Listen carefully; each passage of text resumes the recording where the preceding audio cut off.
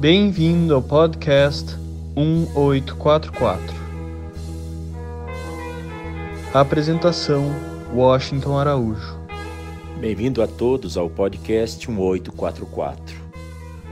Trataremos agora de um tema que é recorrente, está na mídia, impressa, televisiva, radiofônica, habita quase todos os portais noticiosos na internet e faz parte dos blogs. A questão da ética. E é uma questão que merece receber a atenção de todos os novos líderes em gestação no mundo. A questão da ética é o seguro do bem-estar para gerações futuras. Regressarmos à prática da ética no dia a dia, agarrar-se a ela, é como se fosse uma jangada no meio de uma tempestade no mar. É uma espécie de uma nova arca de Noé. Ética é uma palavra antiga que levanta em cada um de nós aqueles sentimentos escolares bem lá do início, do primário, do ensino fundamental. Aristóteles, Spinoza, Nietzsche. A ética, a moral, a ciência das virtudes está voltando também às análises jornalísticas. Faz parte dos temas das conferências dos grandes juristas. E é difícil encontrar um evento na sociedade de hoje, seja no Brasil, na França, na Bolívia ou na Arábia, em que a ética não seja tema de estudo. As universidades estão aí para comprovar isso. E a verdade é que no dia a dia, na prática, na realidade, poucas coisas são tão esquecidas quanto a ética. É como se fôssemos nos perguntar: como é que alguém pode esquecer dos alicerces de uma casa? Os alicerces existem. Eles não ficam ali na superfície, como as paredes ficam, o telhado fica. Os alicerces ficam ocultos. Abaixo do primeiro piso, eles permanecem. E são esses alicerces que mantêm a construção em pé. A ética é um fundamento desses que a gente não pode fazer vista grossa. Os problemas com que somos confrontados são imensos e muitas vezes são angustiantes. E as questões que, para tomar de empréstimo a conhecida frase de Oliver Stone, as questões que não querem calar, elas voltam com mais força. O que é a realidade? Qual é a realidade?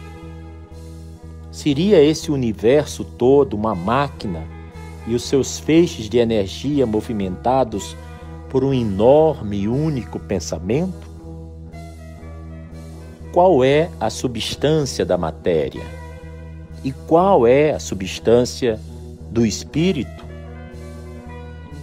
Por que 2/3 da humanidade se encontram à beira de um colapso social, passando fome, sofrendo de epidemias, ao longo da África, ao longo disso que se costumou chamar de terceiro mundo, enquanto apenas 1/3 dessa mesma humanidade dispõe de tantas riquezas, de tantos bens, de progresso em abundância, que fariam corar de vergonha os faraós no auge de seus grandiosos impérios. Como é que a gente pode fortalecer o sistema imunológico da espécie humana contra os males, por exemplo, do terrorismo de Estado, do terrorismo da sociedade? E temos outras questões também muito importantes. Por exemplo, como vamos puxar o freio de mão do acelerado nível de desemprego em contraponto com essa acelerada automação dos meios de produção e o emprego das novas tecnologias? Se a cada dia um novo evento tecnológico vem e se firma e se consolida, o que fazer então com o ser humano? O homem, a mulher, o jovem, o idoso, aquele que antes fazia o trabalho que agora é feito pela máquina, pelo computador, pelo software? Será o ser humano tratado como desperdício ou uma inutilidade com prazo de validade vencido? Onde é que começam e onde é que acabam as fronteiras que limitam a nossa realidade? O infinitamente pequeno no átomo e o infinitamente grande no cosmos? Quem é, então, o Criador? Quem é que gera o sistema, que o põe para funcionar? Qual é o papel do homem, do ser humano, nesse conjunto todo? As questões são muitas, todas elas, de uma forma ou de outra, estão relacionadas com espiritualidade e com ética. Por exemplo, o que é que significa a união da alma e do corpo? Essa mistura, essa coabitação aparentemente impossível? Por que é que há qualquer coisa em vez de nada?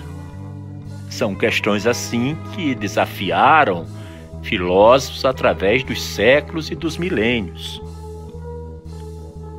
E também, qual é o significado do universo e da vida, o lugar do homem no cosmos, o meu lugar, o seu lugar, que está me ouvindo agora. E a vida espiritual é uma espécie de cume, um topo, ladeando esse abismo infinito. A liberdade, uma espécie de pulsão tão frágil e tão ameaçada em tantos países, em tantas cidades, em tantos bairros onde moramos. A liberdade está sempre sob ameaça? Acredito que sim. E o senso de justiça, que tanto nos faz falta e que tem a função de ser uma espécie de apólice de seguro contra os males gerados pela nossa sociedade tão doente?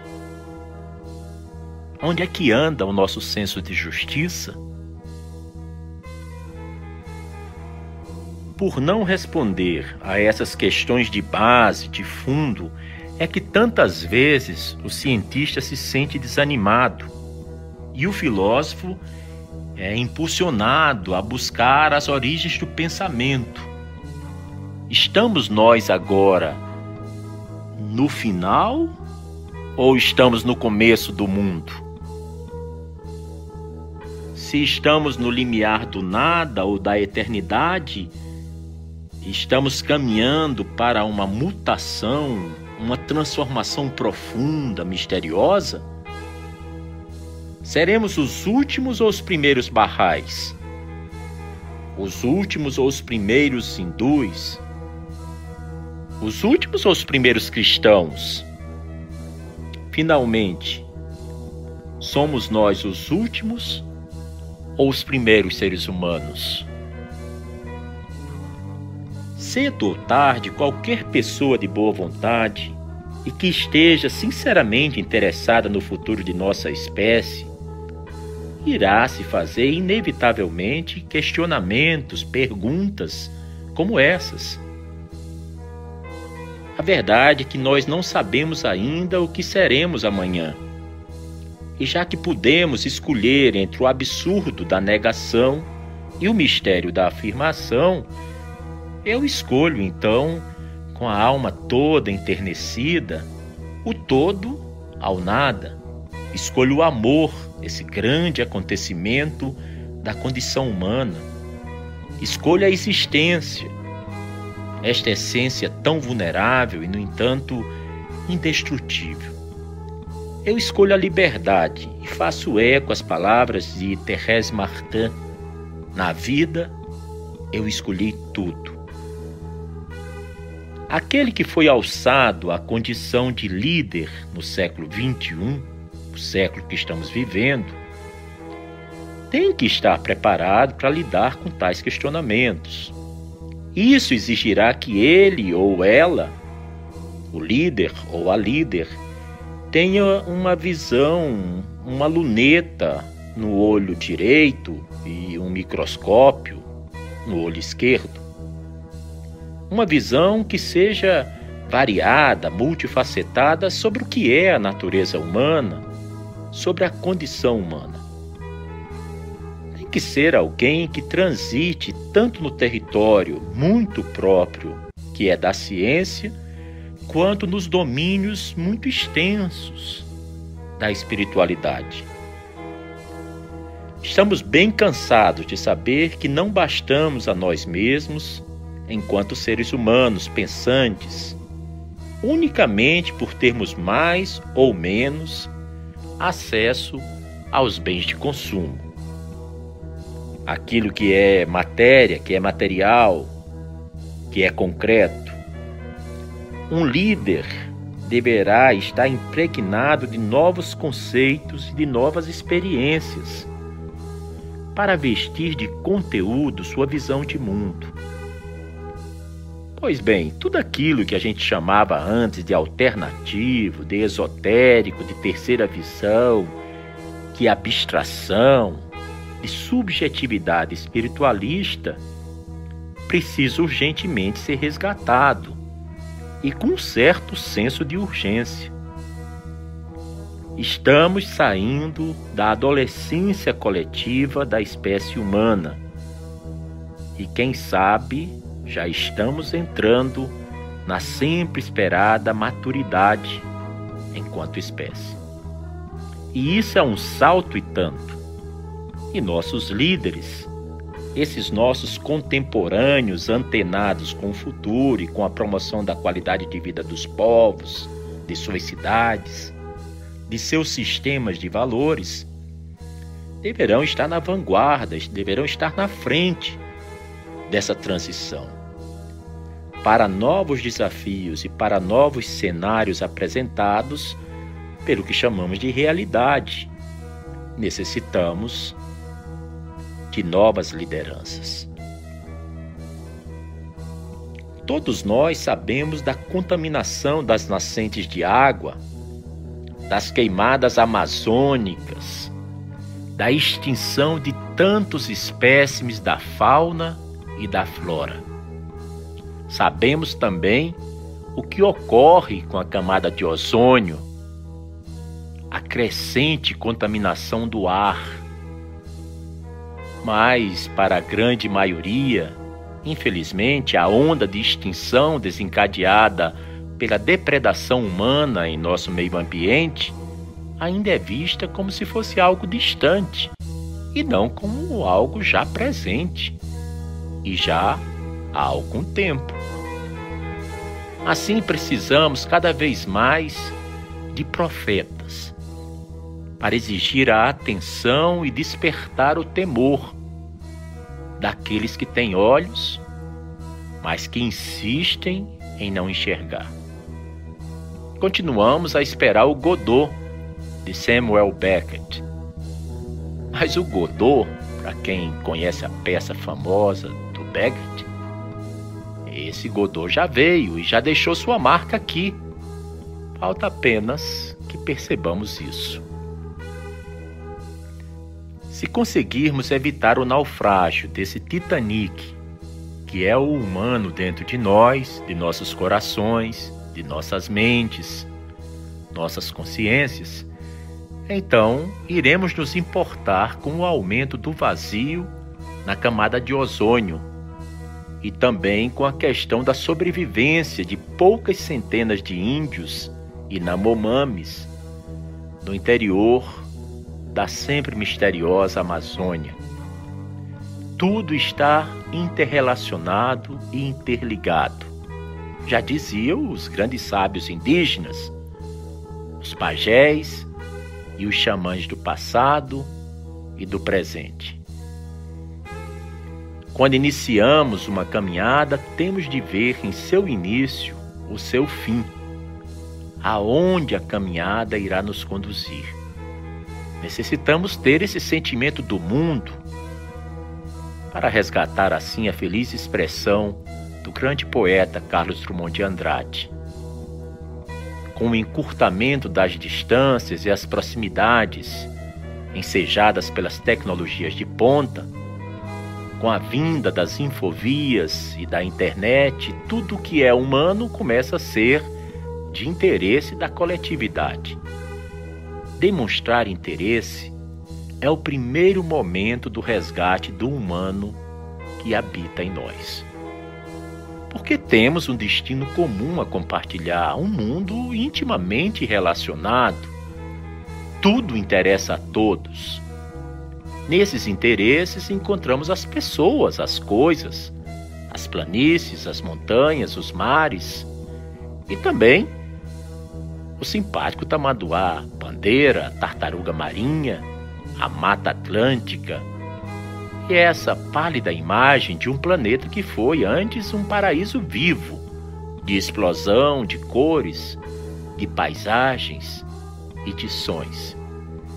E tudo isso necessita ser salvo da extinção, desse longo processo de extinção no qual o meio ambiente foi, e em muitos casos, infelizmente, ainda continua sendo, tratado como nosso inimigo, nosso oposto, nosso alvo preferencial para depredar. Não é, então, pouco comum que com esse aguçado sentimento de pertencer ao gênero humano, tenhamos essa desconfortável sensação de deslocamento. A grande ideia de que esse novo milênio produziu o humanismo, uma ideia que necessita de prática constante por parte de cada um de nós, sejamos ou não líderes em nosso papel social. O ser humano tem 3 dimensões. Ele tem altitude, largura e comprimento. O comprimento é o quanto pode durar a sua vida. A largura poderia ser simbolizada pela teia de relacionamentos que constrói, ou seja, pelo amor por quem está próximo dele. Já a terceira dimensão, a da altitude, é aquela do caminhar para Deus, aquela que aponta para o alto. E esse Deus pode ser chamado pelo nome que se queira: memória cósmica, incognoscível, Brahma, Alá, Jeová, Tel. Seja qual for o nome com que o invoquemos, de alguma forma, Deus irá nos responder. Então acredito que o grande desafio da sucessão é iniciar o plantio nas novas gerações do sentimento verdadeiro de busca da verdade. A luz é boa, não importa em que lâmpada brilhe. Isso foi afirmado no início do século XX. E foi o sábio persa Abdul-Bahá quem disse: a luz é boa, não importa em que lâmpada brilhe. Abdul-Bahá foi muito além, e nessa mesma linha afirmou que uma flor é bela, não importa em que jardim tenha sido colhida. Outra grande ideia é de que precisamos fornecer alguns referenciais às novas gerações, poder dar um rumo para essa busca, tratar de mostrar que existe algo mais do que H2O, muito mais do que os 4 elementos, o ar, a terra, o fogo e a água. Existe algo de transcendente em cada um de nós, e esse algo busca expressão ao mesmo tempo em que podemos produzir a conspiração do bem. Um dos grandes erros do século passado foi encarar as coisas com um sentido puramente utilitário, mercantilista, prático e objetivo. É tempo de constatarmos que a única coisa que não muda é a mudança, o impermanente. Em Nova Delhi, na Índia, final de 1987, eu me deparei com um pequeno poema do grande poeta Rabindranath Tagore. E esse poeta muito me impressionou e continua impressionando. O poeta hindu dizia: perdi minha última gota de orvalho. Reclamava a flor ao céu do amanhecer, que acabava de perder todas as suas estrelas. Pois bem, novos questionamentos surgem. Que mundo nós queremos? Quando utilizei de minha, vamos dizer, cota de humanidade? Quando iremos iniciar a grande caminhada? A flor havia perdido o dom da escuta do outro, por isso, era alvo fácil de sua necessidade e de seu pobre e pequeno eu. Afinal de contas, ela chora porque perdeu a gota de orvalho. Claro, a noite acabou, o sol surgiu, o calor do sol secou a gota de orvalho. Mas também quando o sol surgiu, a noite desapareceu e com ela todas as estrelas desapareceram. A grande motivação para uma vida nobre é estarmos sempre buscando, lutando, querendo, desenvolvendo, indo atrás e não se conformando. Certa vez perguntaram a São Francisco de Assis: Pai Francisco, qual é o segredo da santidade? E ele respondeu: é recomeçar a cada novo dia, recomeçar sempre. Somos projetos de vida em andamento e em construção. Nossas experiências na vida são os esboços, os rascunhos. O grande projeto está em gestação. Quando esse fica muito belo, muito nobre, muito cheio de perfeições, é então que vem o autor e firma lá o seu nome. Não em um canto qualquer do projeto Vida, mas lá no âmago, no coração. E a assinatura inapagável é uma só: Deus. Todo esforço humano só tem sentido se for direcionado para identificar os traços de Deus ao longo da nossa caminhada. Uma caminhada em que rostos se multiplicam e assumem contornos familiares.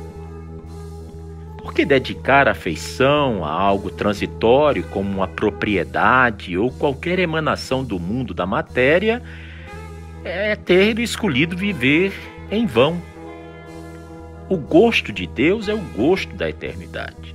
A visão de Deus é a visão de um tempo que não tem princípio e vai até um fim que não tem fim. É voltar a bater insistentemente na porta do conhecimento de Deus. E quando ouvimos então a voz de Deus nos perguntando: quem és? A resposta não pode ser: sou eu. Mas sim tem que ser: és tu, Senhor. Essa é a senha que abre os caminhos místicos. O esquecimento de si mesmo. A recordação refrescante de que Deus habita realmente dentro de nosso coração. A essência do mandamento divino é a de que, para comungar com o Espírito Santo, é necessário o completo esquecimento de tudo mais, de si mesmo, do mundo e de suas circunstâncias. Até um próximo episódio do seu podcast 1844. Você acabou de ouvir mais um episódio do podcast 1844. Agradecemos sua audiência e lhe convidamos para ouvir nosso próximo episódio semanal. Apresentação e comentários: Washington Araújo. Trilha musical composta por Ian Garbinato. Sonoplastia e edição de áudio Shahin Nasrabadi. Vinhetas Diogo Garbinato.